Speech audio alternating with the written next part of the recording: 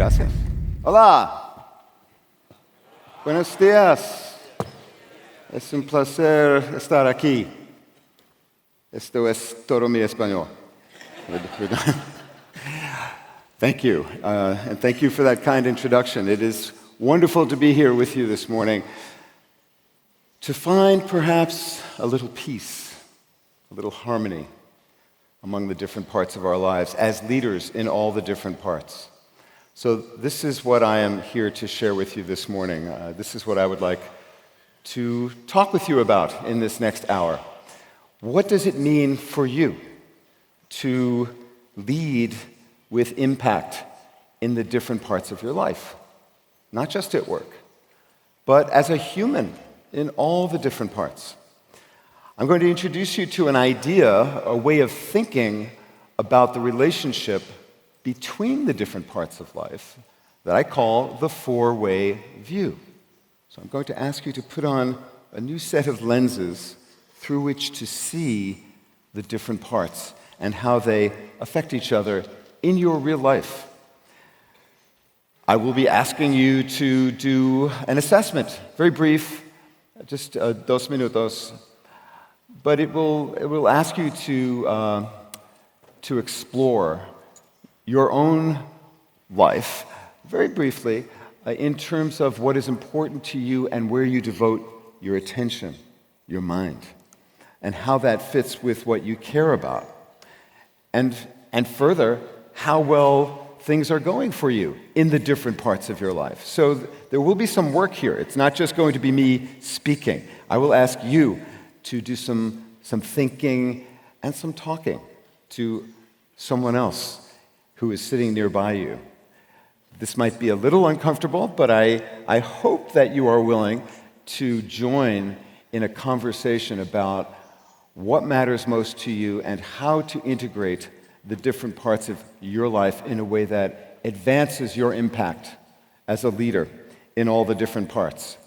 And if I am successful, and if you stay with me, by the end of this hour, you will have some ideas, some practical ideas for what you can do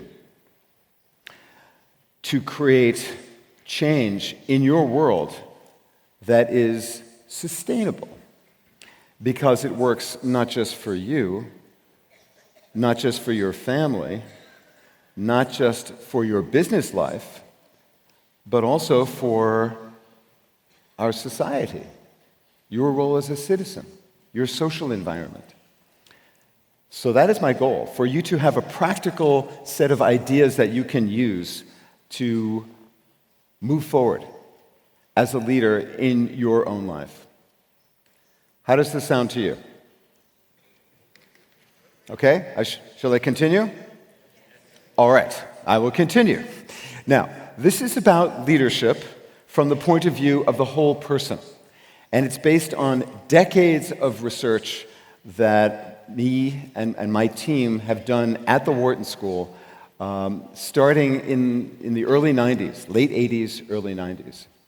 We went out into the field to real organizations and looked at real people's lives who were successful to see what is it that they do to find harmony and success in the different parts of their lives.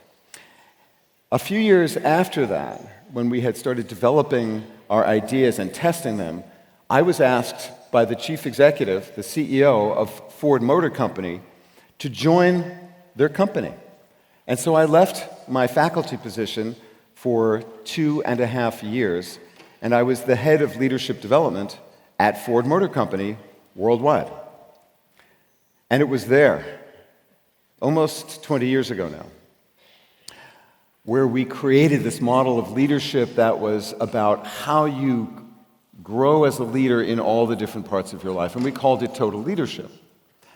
And this is what I want to introduce to you today. I want to invite you to consider how you can use these ideas to make the world a more human, closer, harmonious place for you, for the people around you. So let's start by thinking about leadership. What does it mean to you? When I ask you, what kind of leadership is needed in the world today? What words or phrases come to mind? What do you think of when I say, what kind of leadership do we need now? En inglés, por favor. Una pregunta. Decisive. Okay. Vale. Pardon? Inspiring. What is it that inspires you, inspires people around you? We will talk about that. It's a very important idea. Decisive, inspiring. What else? Respect. Repítame. Respectful of all different kinds of people and recognizing that there are many different voices to be heard and to be spoken to. What else? Passionate. Passionate. This is an idea that I'm sure Richard Branson will be talking about and others throughout our time together over the next couple of days. What are you passionate about? Do you bring that to your life and work in a way that other people feel a connection to you? It's hard to do that. Not everyone is so fortunate to have that opportunity.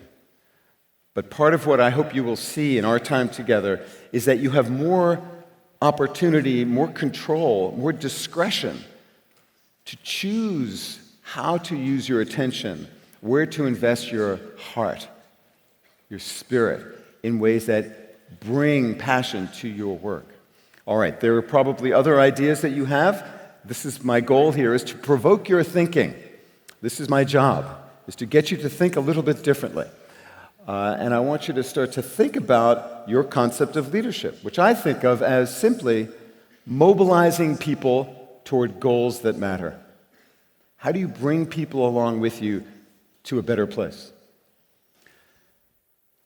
But the landscape of leadership is now different than the landscape that was when I was a child or when I first started teaching at the Wharton School many years ago, over 30 years ago. What has changed? Very briefly, let's just look at how things have changed and why this new landscape calls for a different model of leadership. Well, among other things, there have been major shifts in society. We could talk about many aspects of that. One that I want to share with you has to do with a study that we did, and I wrote a book about this a few years ago, where we compared students who had graduated from the Wharton School in 1992, when we started doing this research, to the people who graduated in 2012, 20 years later. So we compare the Gen Xers to the millennials. We asked hundreds of questions about their lives, their careers, their hopes, and their dreams. One of the questions we asked was this: do you plan to have or adopt children? In 1992, 79% said, yes, that is my plan. Men and women. In 2012, same question, from the same school, same age group, 22 years old, graduating. In 2012, the same question, 42% said, yes, I plan to have children. A steep decline. Many new choices for men and for women about having families. I called this book Baby Bust because that is what we had observed. And it wasn't just students at my school, it was throughout the United States and the Western world. So I called this book Baby Bust because that's what we were describing. But it turns out that no one wants to buy a book called Baby Bust because it's depressing, right? Who wants to hear about people not having children? Well, this is just among the many changes that we see in our world. Another example of just changing how people think about their lives and their careers. I've been asking students now for years and years this simple question: do you plan to work in the same company when you graduate as when you retire? So back in the mid-1980s, what percentage do you think, what percentage of students, MBA students at the Wharton School said, yes, I plan to work in the same company my whole career? What percentage? 70%. That's it. It was 70%. Now, when I asked that same question to a group of 70 students in the introductory class on leadership at our MBA program not too long ago, how many of you plan to work in the same company your whole career? Very recently. How many hands do you think went up? Dos. And they were both heirs to major fortunes. Heredores de grandes fortunas.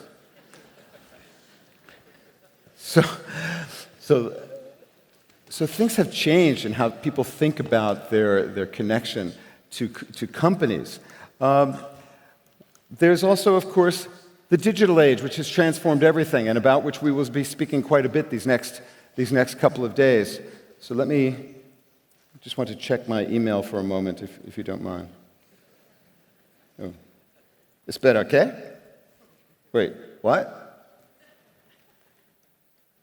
Oh, no. I was, of course, only kidding. But what was your emotional reaction to what I just did? How did you feel when I did that? Neglected, annoyed. But why? I'm here. I'm speaking. I was just looking at my smartphone for just a moment. You felt neglected, annoyed. But of course, you would never do that to someone else, right? No. Well, it is 2017, and it is still true that if you put your mind here, then your mind cannot be here. So, this is an important question that I will continue to ask you for the next hour or so. Where is your attention? What do you choose to invest your attention in? This has become a critical issue for us, all of us, as developing leaders.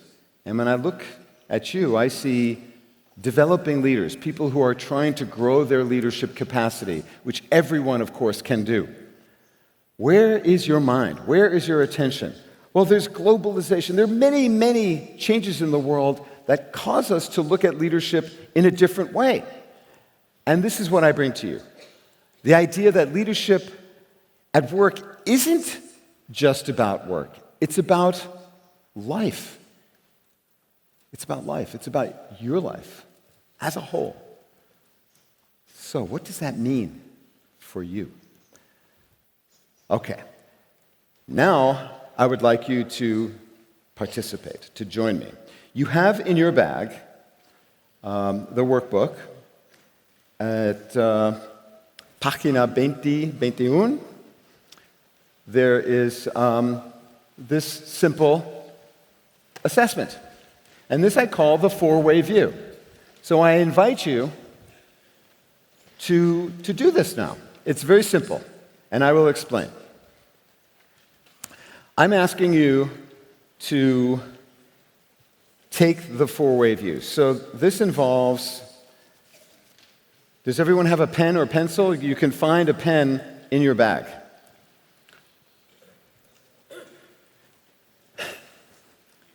So everyone has these four domains, as I call them, or four parts or areas of life. But you define them however you wish for you. So there is your work. There is your home or family.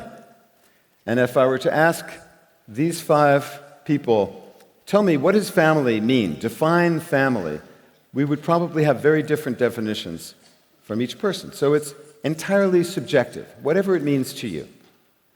And then there is your social environment, your role as a citizen, as a friend, as a member of some group beyond your family.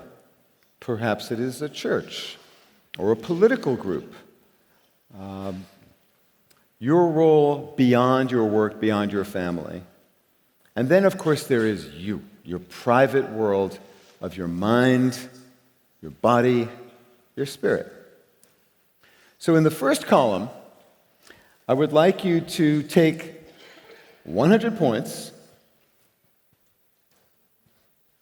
100 puntos, and divide them according to how important each domain is to you.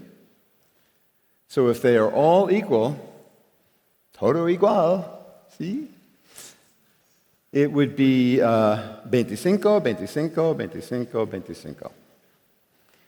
And if your boss is sitting right next to you, it is 100, 0, 0, 0. No. Whatever it is to you. And don't think too hard about this. It's just a quick snapshot. In the second column, I want you to think about semana typical, a typical week in your life. Semana is month. Week? ¿Cómo se dice week? Semana.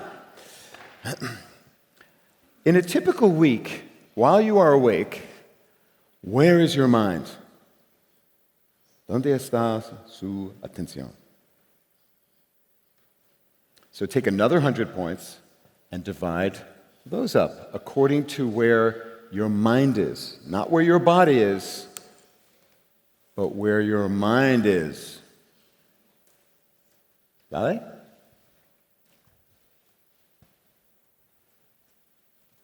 ¿Preguntas? Okay. In the third column, I would like you to do a simple rating of how you feel about how things are going, how satisfied you feel or not with your work, your home, your community, your social environment, and your private self. So from uno, not at all, nada, a 10, completamente, perfecto. So one number, un número, de 1 a 10. Finalmente, in the fourth column, this part is a little harder. I would like you to imagine that, let us say, I was to speak to the people who know you best at work. What is your name? Pilar? Okay, so if I were to speak with the 4 or 5 people who know you best at work, and I were to ask them in a private, confidential conversation, tell me, how well is Pilar doing in meeting your expectations for her performance in her role? On average, from 1 a 10, how well would they say, Pilar, what would they say to me? How well are you doing in meeting their expectations? They're here, I can ask them. Oh, well, no, I'm not going to do that. I want you to imagine what they would say. You don't have to tell me, but I would like you to write that number down in the top right column. And then imagine, Pilar, if I were to speak with the people in your family, the 3 or 4 or 5 people who matter most to you in your family, and I were to ask them the same question. How well are you doing in meeting their expectations? What would they say on average? And same for your friends, your social world. What would they say you are doing in performing, in meeting their expectations? And finalmente, how well are you doing in meeting your own expectations for yourself, for your goals intellectually, spiritually, your emotional health, your physical health? So that's it. You should have 16 numbers, 16 números, and now you have taken the four-way view, except I sense that some people might feel a little sad now thinking about this. But there is hope. There is hope. I want to show you a method that we have proven through many years of research and practice in organizations all around the world what you can do with this information. But before we move forward on this, I would like you now to speak with someone about what you were just thinking. Here's how I would like this to go. Let me recommend that we do this. So, 5 minutes, 5 minutos, very quick. This is not psychotherapy, this is not counseling. It's a simple conversation where I ask you to do very briefly the following. I would like you to talk about the consequences of the choices you make about where you put your attention. What are the consequences of the choices, very important word, the choices you make about where you focus your attention, the consequences for your satisfaction, your performance? And what is the greatest challenge that you face if you were to think about what would my world be like if there was more peace, more harmony, more integration? What is the greatest challenge that you face? Is it inside of you, your own fear or anxiety about trying something new? Or your ignorance, you don't even know what to do? Or perhaps it is around you where you don't have the authority or the resources, the time or money to be able to do what you would like to do to create better performance, better satisfaction in all the different parts. What holds you back? And as you think about this, and really my whole point here this morning is to provoke your thinking about what might be possible that you had not thought of before. What ideas start to come up about what you could do to better align what you care about with what you do? Not that complicated. So this is what I'm now asking you to do. To find one person sitting nearby, so it's just dos personas talking for 5 minutes. So not 3 people, not 4 people, not 5 people, just you and one other person. And of course, if you don't want to do this, you don't have to, of course. But I invite you to have this conversation. I think you will enjoy it, and I think you will learn something. So what you have to do is find a partner, one other person who will be your coaching partner, who will simply listen. And you will then listen to her and perhaps ask a question. But most importantly, you have to act like you care about that person. So you have to pretend that you care about this person for 2 minutes. Do you think you can do that? I think you can. Preguntas? So if you don't want to speak about anything that you were just thinking, don't. It's your privacy. You don't have to. But I invite you to. I think you will find this interesting. So please do that right now. 5 minutos.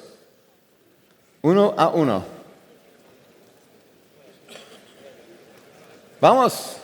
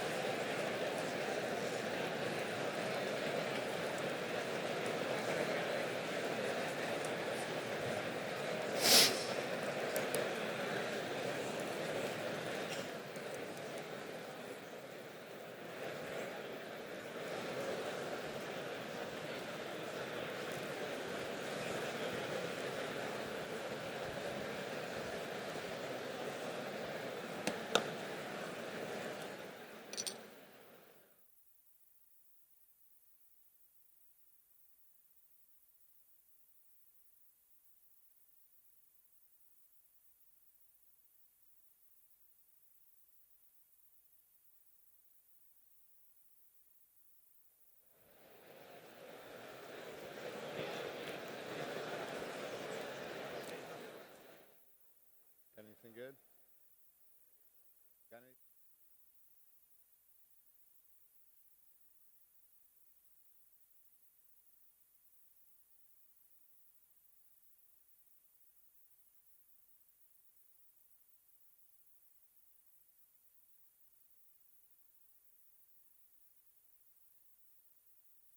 Minutos más. 2 minutos más. Por favor.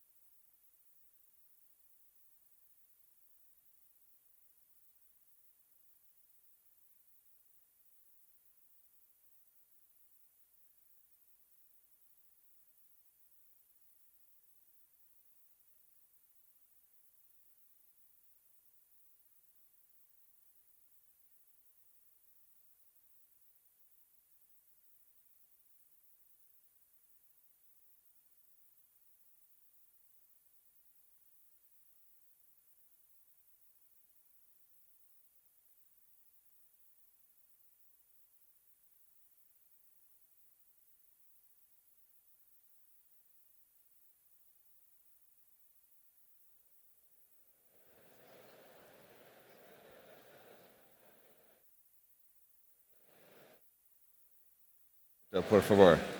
1 minuto.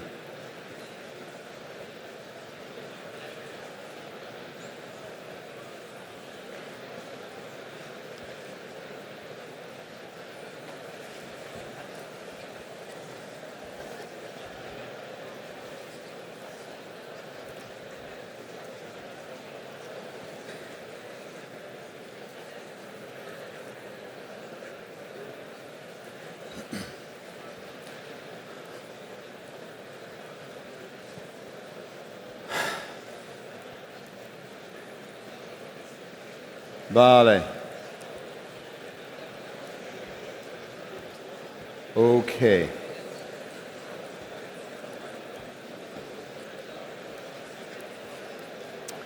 May I please have your attention again, please? Por favor. Gracias. So, what did you discover? What was it like to have this conversation just now? You say, I'm sorry, you said very good. What was good about it? Stop for a moment and think. Yes. That is really, in essence, what this whole process of learning to grow as a leader is about. Stopping for a moment and thinking. What do I care about? What do the people around me care about? And how can I make things better? And this is what I want to now introduce you to, this model that looks at these 3 principles of what it means for you to be real, to be whole, to be innovative. But I would like to hear 1 or 2 more comments about what you discovered, what it was like to have this conversation, this very brief conversation. Other thoughts? People have different priorities. Yes. You may have spoken with someone whose chart looks just like yours, but maybe you talked with someone who's very different. Of course, everyone has different values and makes different choices. Was it difficult to talk about this, or was it not? Who was that? Tell me, what was it like? Lovely to open up. Is that what you said? Yeah. Yes. Yes. Now, this is not normal kind of conversation, but it is a conversation that is happening now in many, many, many places. Just yesterday, I was with BBVA. Some of you are from BBVA, where we had this conversation here in Madrid. But throughout the world, people are discovering that it makes sense, it's a good thing to talk about these challenges and to start to generate ideas and to try to help other people to see what they can do to create greater harmony. Everyone is struggling with this issue. So what can we do about it? Let me spend a few minutes now giving you some of the highlights of this model that we created based on our research originally at Ford Motor Company, and which, when I came back to Wharton, began teaching as a course, and then wrote some books about it and have been offering it to companies and organizations around the world. It's a systematic and flexible approach that I hope you will find useful, practical, for learning what it means for you to create change that is sustainable in your world and to continue to grow in your ability to do that. And it goes through these phases. Once you learn them, like learning a new instrument or learning a new sport, you become much more comfortable, easy. So we begin. And at the beginning, I ask, and it's really a wonderful question for you to ask right now, why are you here? Perhaps it is simply to pause and reflect. And that's what I ask you to think about. In this next half hour or so that we have remaining, what would you like to learn more about? Why are you taking your time to ask yourself these questions? Why would it be useful for you? Whenever you start on a learning journey, we know it's very, very helpful to have some goal in mind. So why are you here now? But then we get into these three principles that I mentioned. The first and the most important, which we discovered when we looked at people who were successful at finding harmony and having impact, they do these three things. And the first is to be real, to act with authenticity, to be themselves by clarifying what matters most to them, to you. And so you just did one exercise among the many exercises that we have developed for this purpose. I want to tell you just about a couple more of them that I hope you will find useful and that you will use, not right now, but when you leave here. Vision. You hear a lot of talk about leadership vision. What is that? Well, first, why is it important? First, it is important because a useful vision is one that inspires. We started the conversation not too long ago with the importance of inspiration. To inspire other people, you have to have some idea of where you're going and why it matters. So a useful vision is one that provides direction. It guides your action. It brings stability in a time of chaos. If you know that that is the intended direction, it helps you to determine how you stay on course and how not to get distracted. A powerful vision that's meaningful to you and the people around you, it gives you a sense of purpose. And as a result, it generates enthusiasm. People want to be a part of it. They want to be a part of your future. So a simple definition for leadership vision: compelling image of an achievable future. What's yours? And if you haven't thought about it, again, my purpose here is to provoke your thinking and to get you to think about what you're compelling. It pulls on your heart. You feel it. It has passion in it, emotion. It's a picture that you can see. And it's realistic. It's achievable and out there in the future. The best leadership vision, and you can create your own, and I hope that you will, with this bit of guidance here. And of course, there's more to explore, and I'll tell you when I'm done where you can learn more. But the best leadership vision, of course, is one that is rooted in your past. So another one of the exercises that I ask my students and my clients to do is to write about your history. Your history. What has happened in your life that has made you the person you are now? What are the 3 or 4 critical episodes in your life history that have shaped your values, your beliefs about what matters most, about what you are willing to fight for, that you believe in. Everyone has that story. You have that story. We all do. But you have to look to your past to find it and to discover what happened and the impact that it had on you. So it starts with that. But then you take that and convert it to a picture of the future that involves other people and about which you feel some passion. It has to be personally meaningful, not just to your business life, but to your whole life.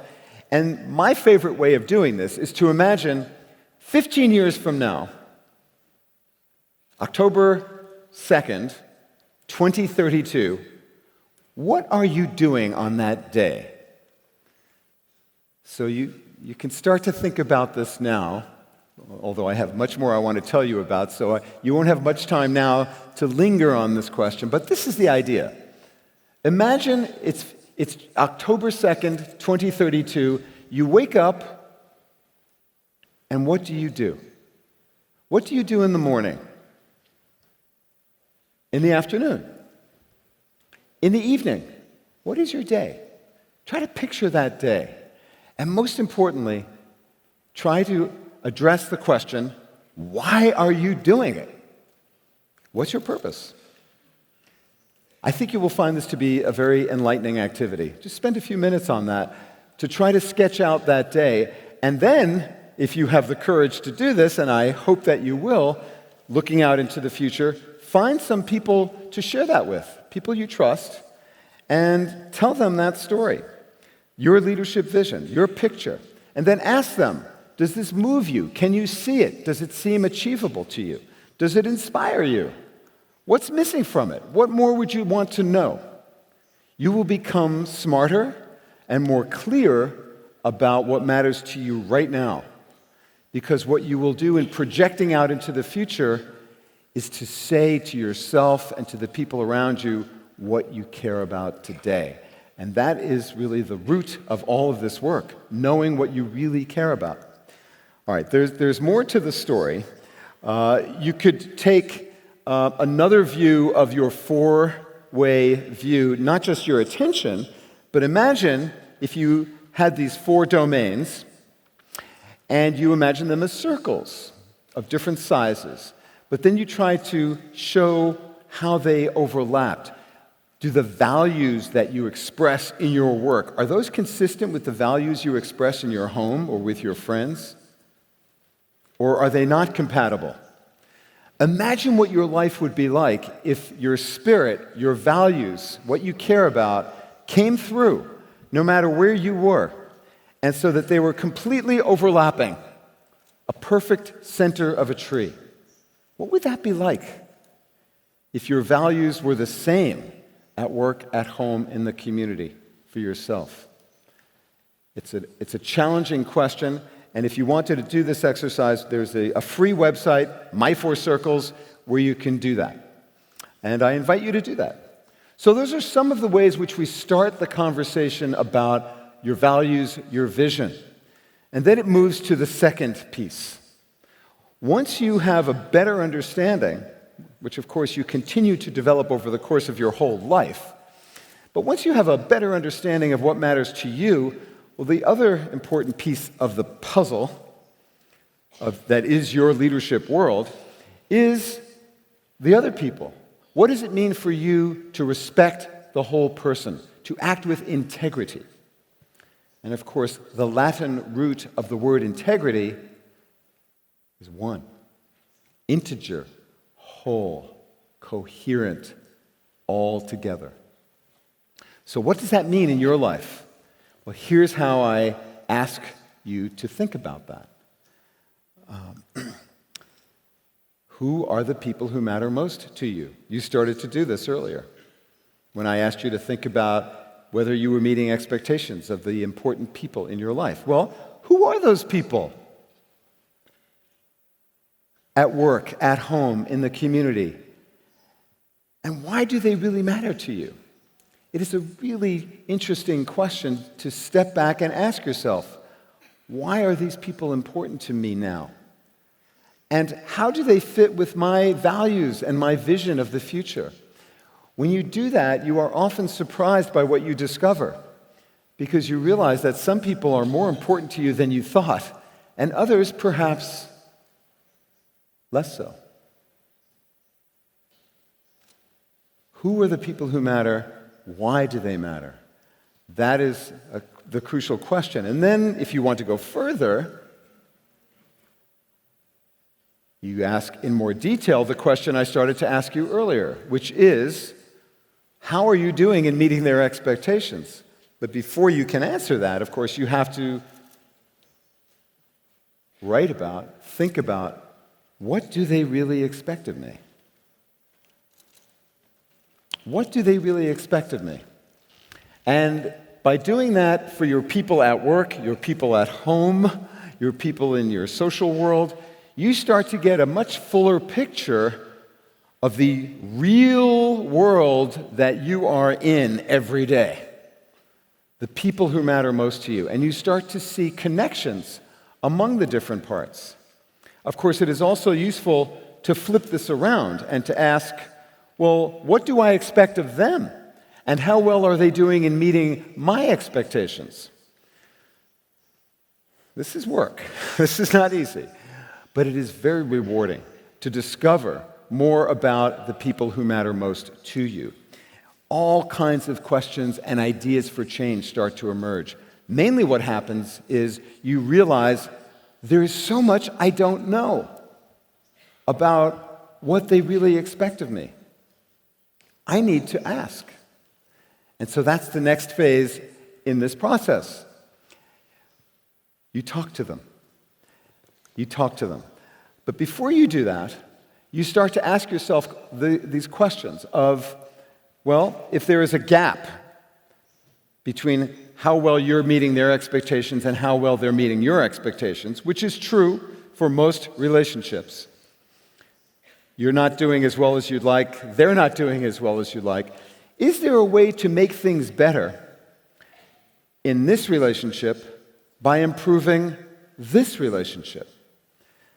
How can I close these performance gaps? Can I change something in my work that would make my relationship with my family stronger? What if I spent more focused time on taking care of my body, myself? How would that affect my relationships with my family and my performance at work? So you start to ask yourself these important questions about how the different parts affect each other. And that is a main purpose I have in pushing your thinking, to look at how the different parts influence each other, but in very specific and practical ways. What can you do? Well, before you can take action, though, you have to talk.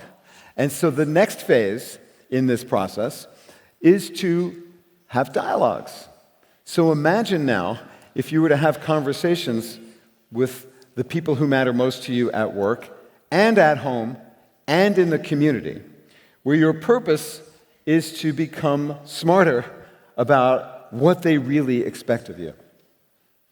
Because if you think you know what they expect of you, you are wrong. You know some of what they think, but there are some things that you don't know. So the typical conversation goes something like this. Let's say you are one of my key stakeholders. What is your name? Menelaus? Menelaus. You know, Menelaus, you are a very important person to me. I hope you know that. This is awkward because we have just met for the first time. But let's say I was a real person in your real life, and I said to you, Menelaus, I want to talk with you about what we can do to strengthen our relationship. Would you be willing to do that? To spend some time doing that? Yes, he said yes. How would you feel if I asked you to join me in that conversation? You would feel important. Of course. If you tell people, you're important to me, I want to spend time strengthening our relationship, would you be willing to do that? They are going to feel important. They're going to feel good. They will be happy that you did that. That will strengthen the relationship. It will build trust. Well, all right then. You should do this. Just for that reason alone. But there's so much more to gain from these conversations. So much more. Because this is how they typically go. And I have coached thousands of people through this, so I know. Menelaus, here are the 4 things that I think are most important to you. And I mention them. This thing, this thing, this thing, and this thing. And I say to you, Menelaus, these are the things I think are most important to you. Do I have that right? And you say to me, well, first of all, Stu, I'm so glad we're having this conversation. This is wonderful. I really appreciate it. Those 4 things that you mentioned, actually, no. The first 2, very important, muy importante. If you hadn't mentioned those, I'd think there was something wrong with you. But the 3rd and 4th things that you mentioned, I don't really care very much about those. What?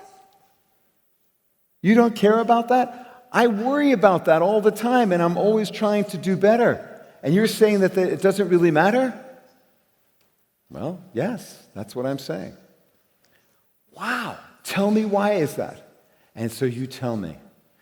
And I ask for examples, and you can see that I'm open, I'm interested, I want to know.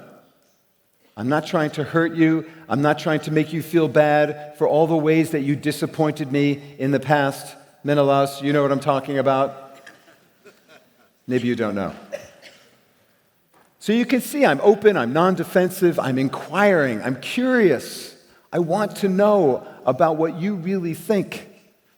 And so you tell me, well, actually, Stu, there's something else that you didn't mention that I would like to tell you about. Tell me, what is it? And you tell me this other thing that I didn't even know about.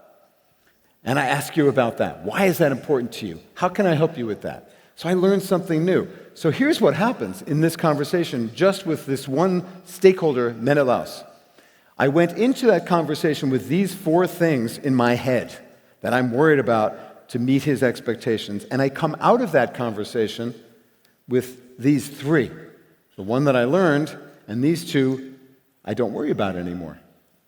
What is the effect of that on my psychology? What's the impact?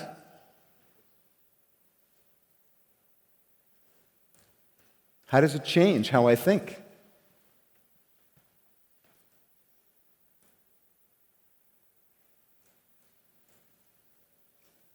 How does it change? I went from this to this. What does that mean for me?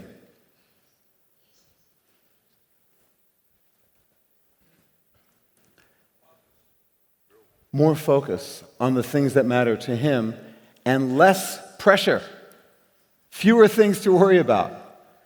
This is what typically happens. And if you don't believe me, try it. This is what you are likely to discover. The people who matter most to you, they actually expect less of you than you currently think. I'll say that again. The people who matter most to you expect less of you and something different than what you currently think. And you can't know that until you talk with them. So, what do you do with all this information about what you care about, what they care about? You experiment, you innovate.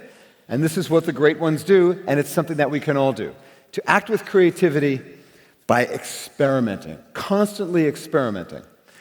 So, here now, I want you to imagine you are a scientist, and the laboratory is your real life.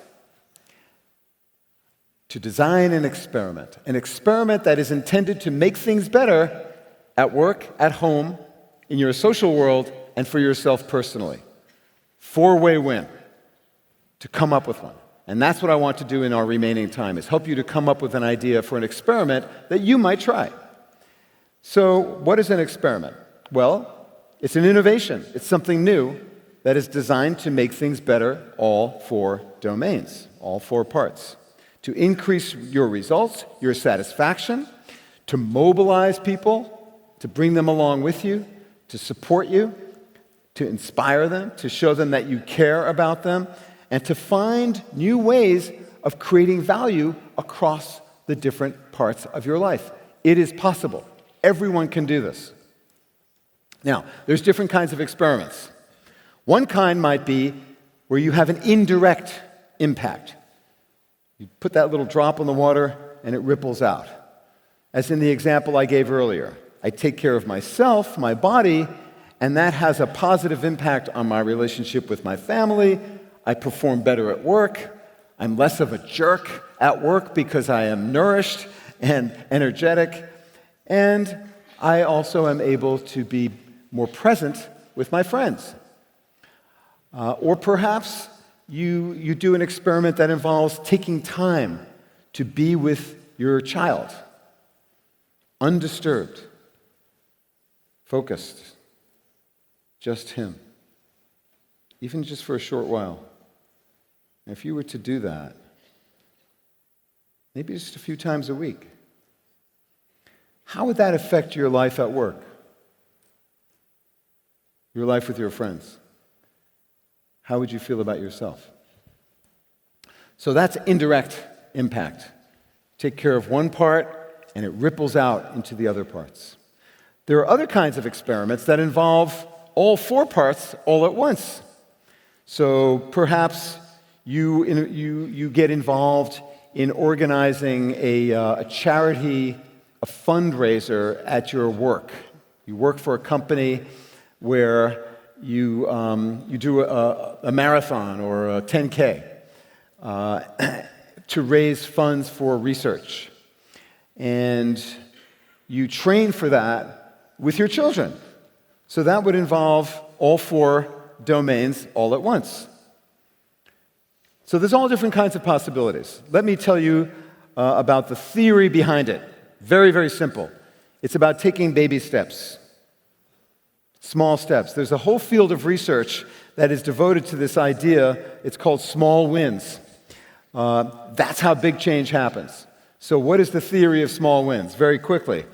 It's about moving down a path that you choose. Not what he chooses, not what they choose, not what your parents want, your friends, your boss, you.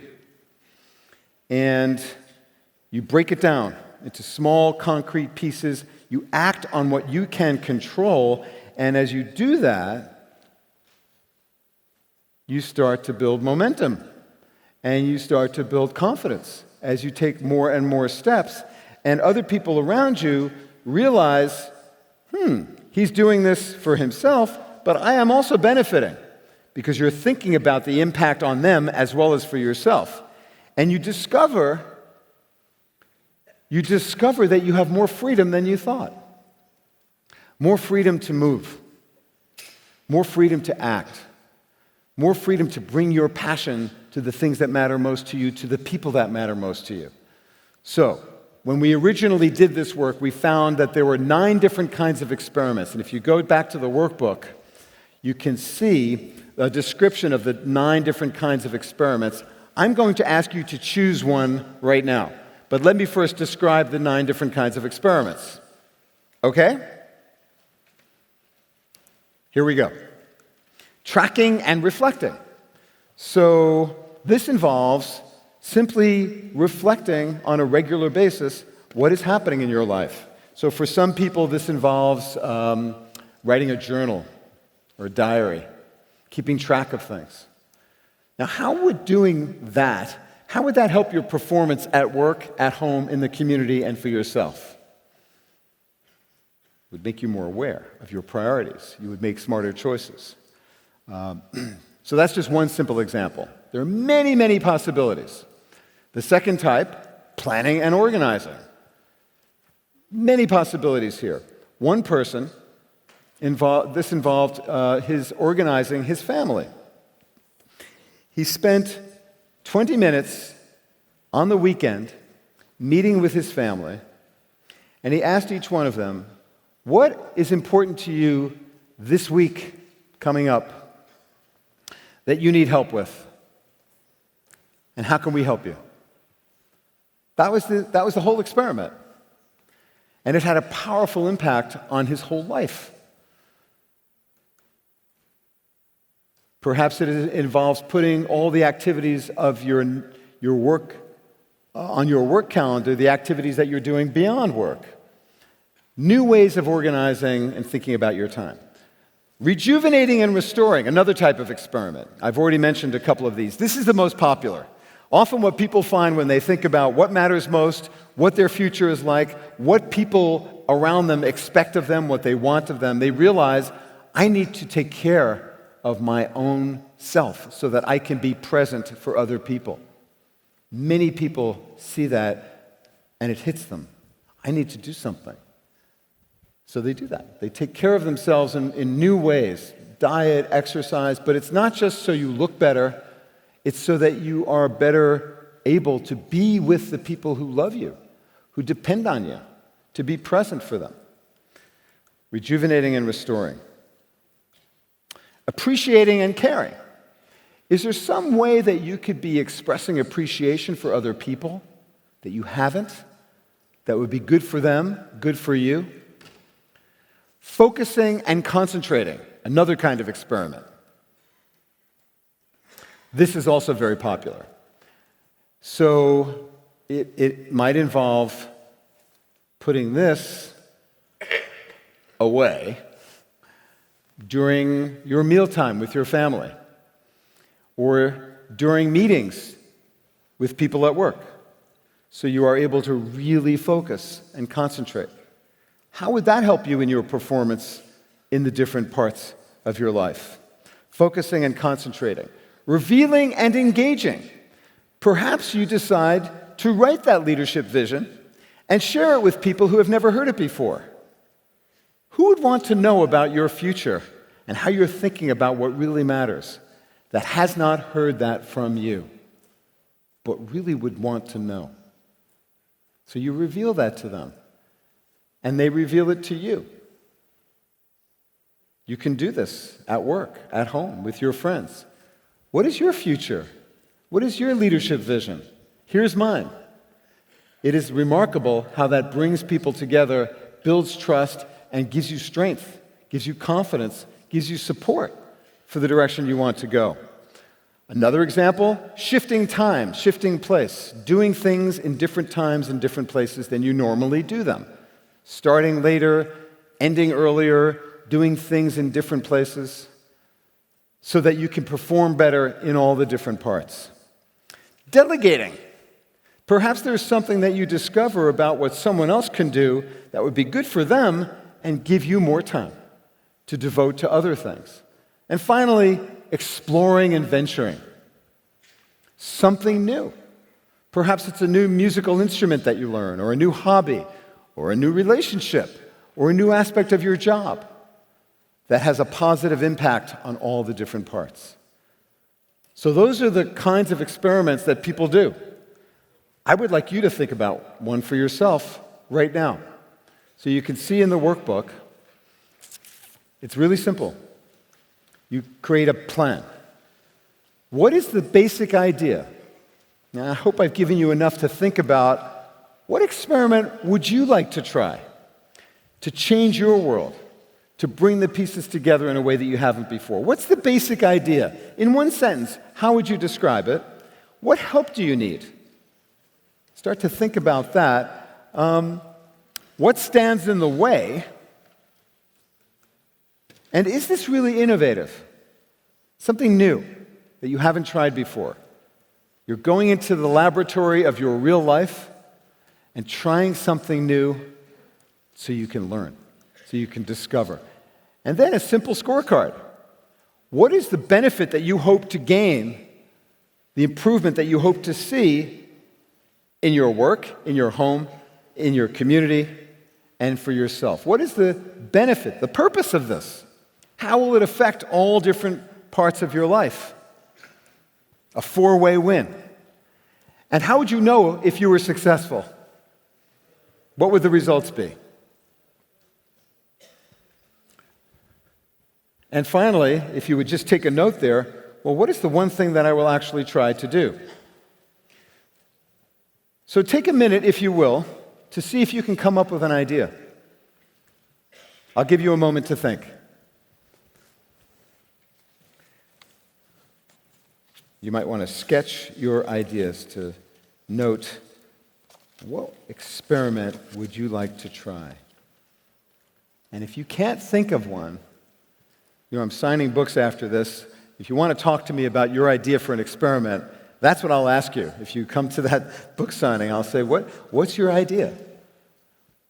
Everybody has it in them to come up with an idea for innovation once you start to think about it.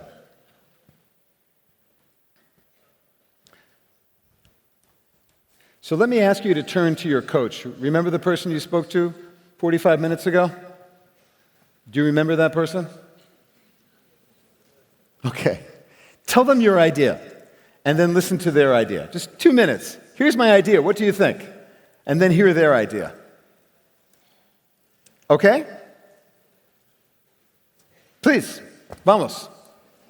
Tell them your idea for an experiment that you would like to try. 1 minute for you, 1 minute for her.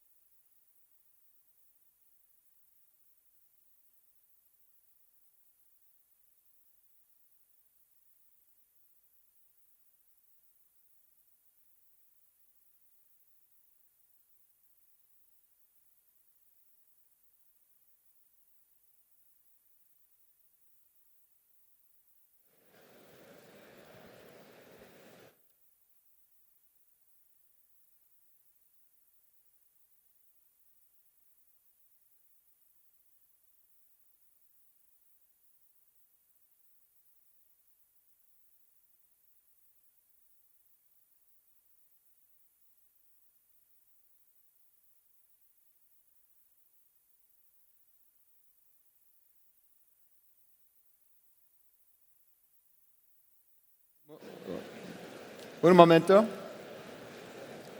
Un minuto más. 1 more minute.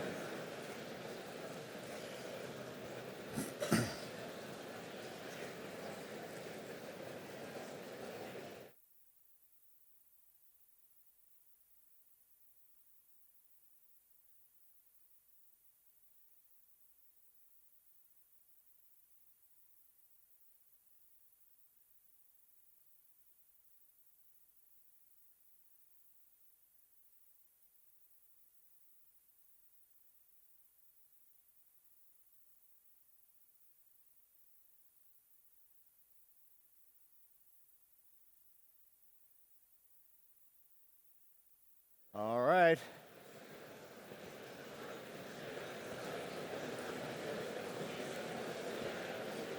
Gracias. I hope you have an idea for an experiment that you're excited about.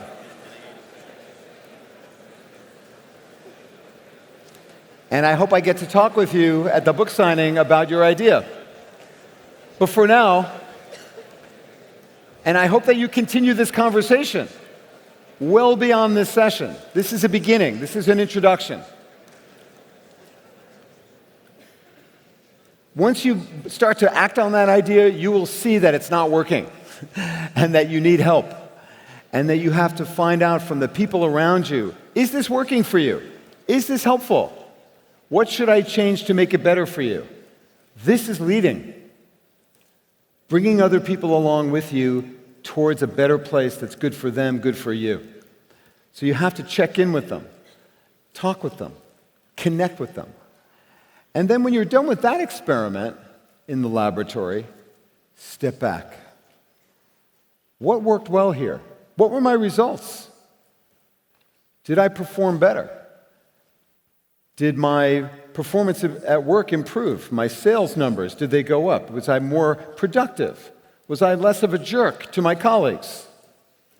Was I kinder? Was I more present for my children? Do I feel better about myself and what I'm doing with my life? Or not?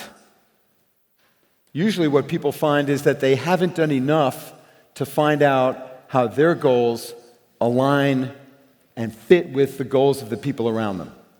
And they discover, I need to talk more to understand what the people around me really need, which is, of course, a huge idea. We have done a lot of research on this, and I'll just close just very quickly telling you some of the impact that we have seen. People start to think differently. It shifts your mindset when you do these activities and you practice them and you start to become more skilled at them.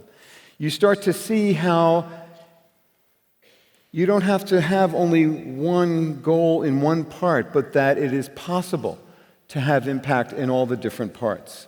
And that there are opportunities to take advantage of what you have in one part of your life. How you feel about your children. How does that inspire you in your work, for example? The people that you know who are your friends, how do they help you understand better what it means for you to be a valued colleague? You start to see a little less conflict and a little more harmony. And that, of course, is the goal. Now, most people talk about work-life, what's the word? ¿Qué es palabra? Balance. Wrong. Wrong word. No one has balance.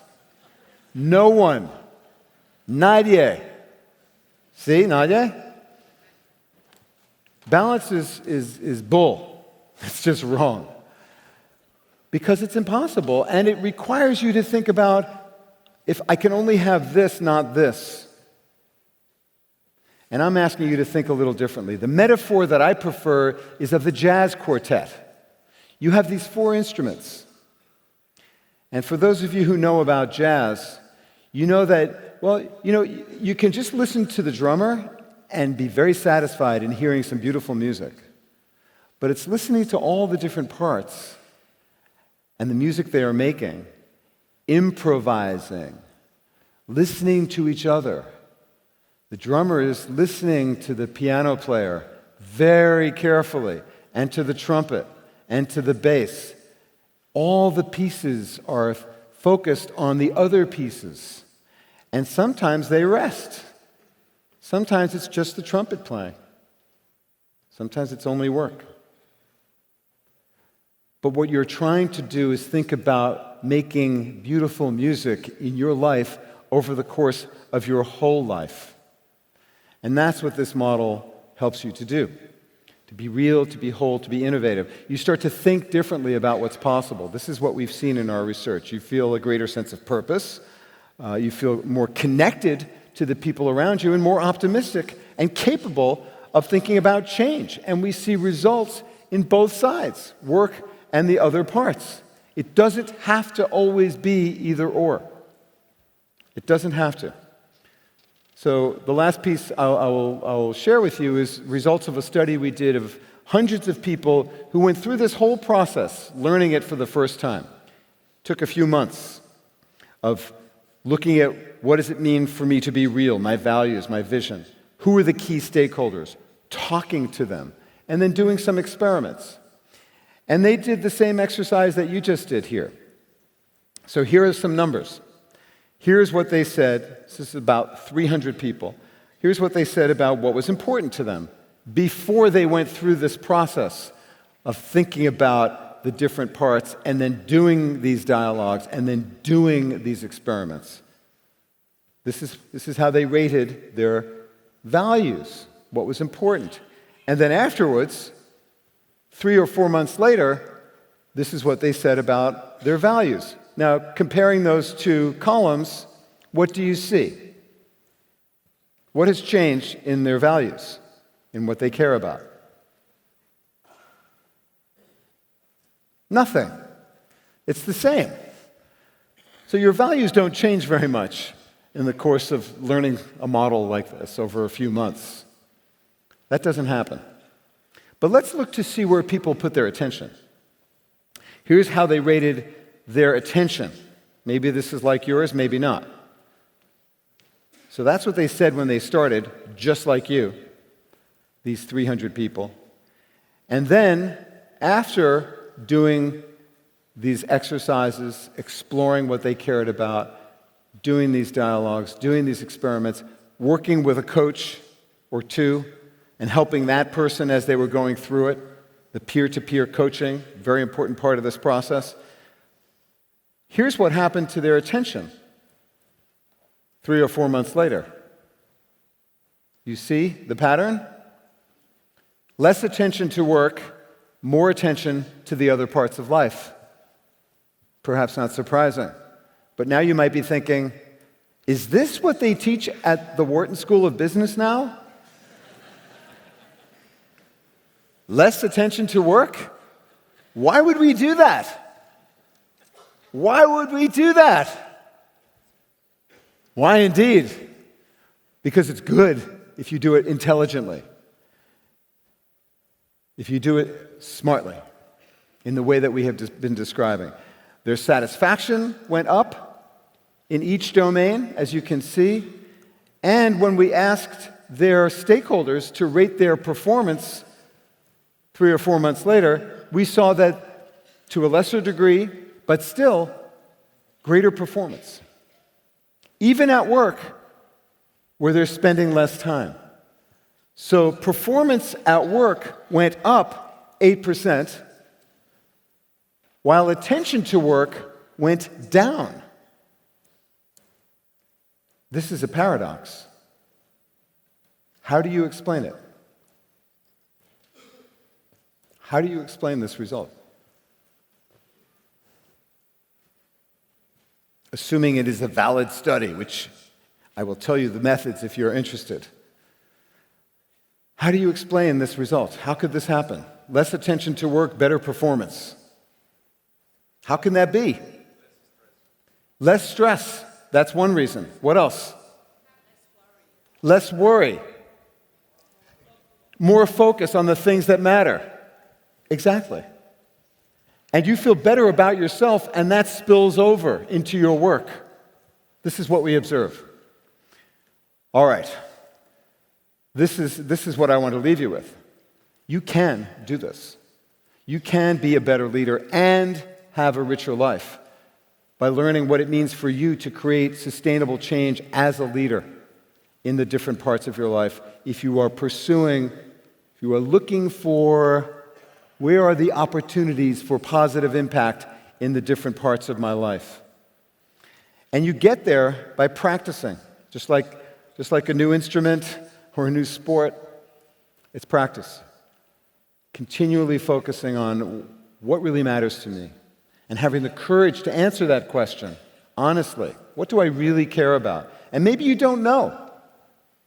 Many people don't know, or they're afraid to answer, so they have to think about it. Talk about it with colleagues, with trusted colleagues and friends. What really matters? Who really matters? How can I innovate? Where is there room for me to move? To try new things. To make the world a little better. To create a little bit more peace, a little more harmony. You just practice and reflect, and you get better at it. I wrote another book about these 6 people that I don't really want to spend a lot of time telling you about, to prove that really successful people can do this, and they do it well.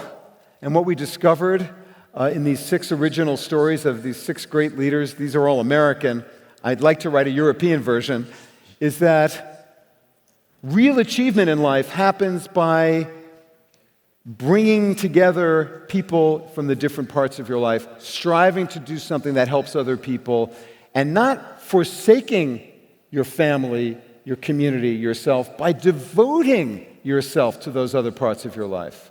That's how you become strong and confident in making great things happen. And anyone, just like these people, can learn how to do that. There's a free course available on Coursera where you can learn more about that. But for now, muchas gracias, señores, señoras. I appreciate your time. Thank you.